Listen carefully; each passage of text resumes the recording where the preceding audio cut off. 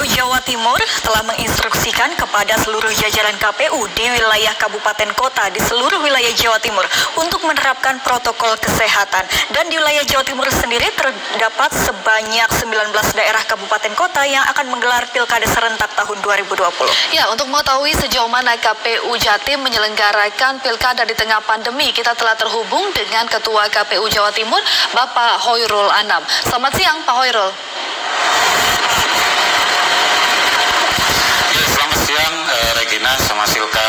Baik, Pak Hoirul, sejauh mana KPU menerapkan protokol kesehatan untuk pilkada di Jawa Timur khususnya? Mengingat di Jawa Timur sendiri ini sudah ada 3 calon kepala daerah dan Ketua KPU Gresik yang positif COVID-19.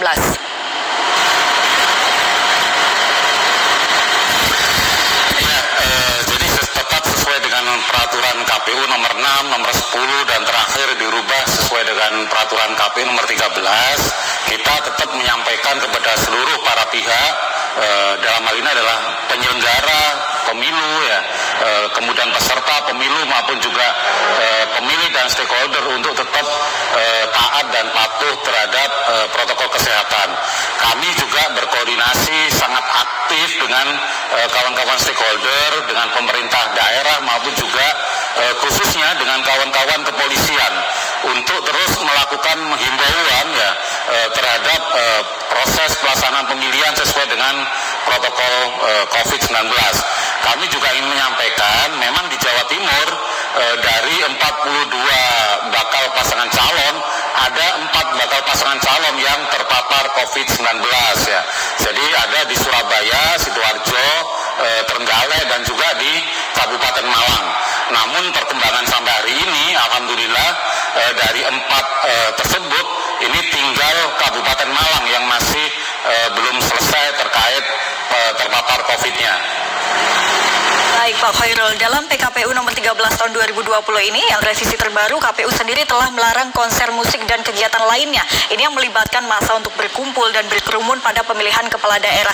Dan juga bagaimana pengawasan serta koordinasi sejauh ini Pak yang telah dilakukan KPU beserta Bawaslu juga mungkin Polda Jatim dan berbagai pihak yang terkait untuk menyukseskan pilkada di 9 Desember mendatang Pak.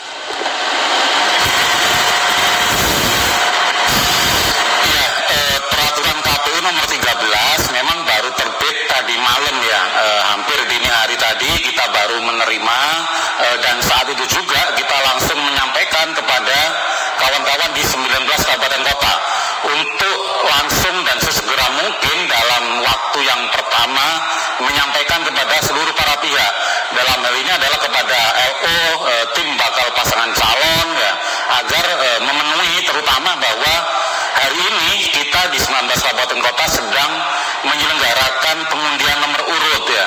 Jadi ini kemudian kita berharap dan kita minta betul agar regulasi yang ada di peraturan KPU 13 ini betul-betul bisa dilaksanakan, dipastikan bisa dilaksanakan.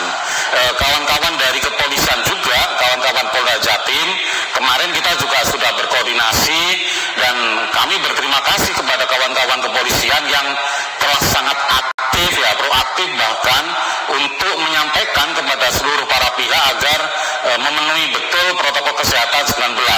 Dan kami juga sudah berkoordinasi dengan kawan-kawan Bawaslu di Provinsi Jawa Timur untuk juga ikut membantu dan mengaplikasikan terkait sanksi-sanksi.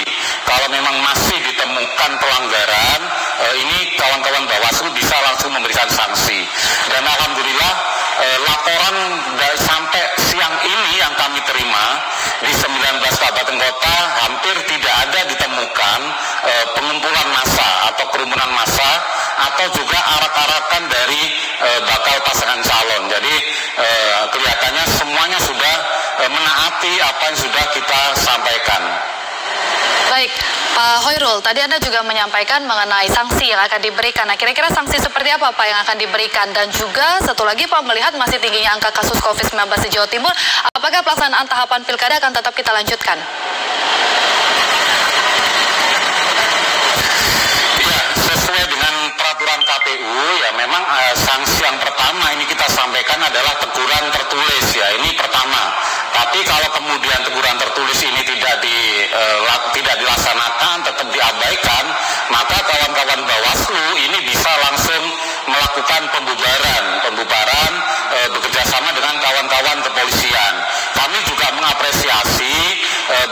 Kapolri ini sudah menerbitkan maklumat Kapolri nomor 3 tahun 2020, di mana kemudian proses-proses penertiban maupun pembubaran ini sudah ada beberapa payung hukum, dan saya kira mudah-mudahan khususnya di Jawa Timur tidak sampai ada pembubaran. Jadi mudah-mudahan semuanya tetap menaati regulasi-regulasi yang sudah kita laksanakan.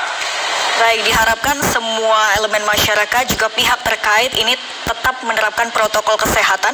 Dan berbicara soal DPS Pak, pada wilayah kabupaten kota 19 yang nantinya akan mengikuti pilkada serentak di tahun 2020 ini untuk wilayah Jawa Timur, ini apakah sudah beres, sudah tuntas dilaksanakan atau ada kendala tertentu Pak?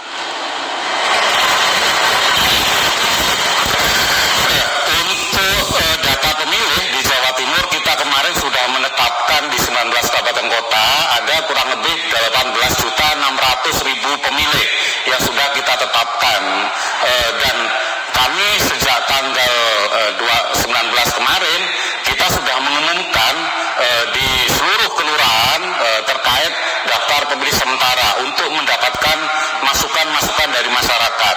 Selain proses-proses pengumuman, kami juga melaksanakan uji publik di setiap kabupaten kota sampai di tingkatan desa dan kelurahan.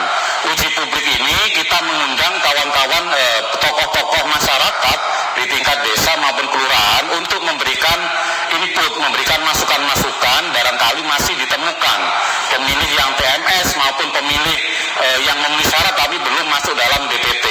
Jadi harapannya untuk Jawa Timur DPT kita nanti akan ke depan kita lakukan secara akurat dan komprehensif, dan semua pemilih yang memenuhi syarat bisa kita akomodir masuk dalam daftar pemilih tetap kita. Ya, baik. Terima kasih Pak Hoirul Anam, Ketua KPU Jawa Timur telah bergabung bersama kami di Klik Indonesia Siang.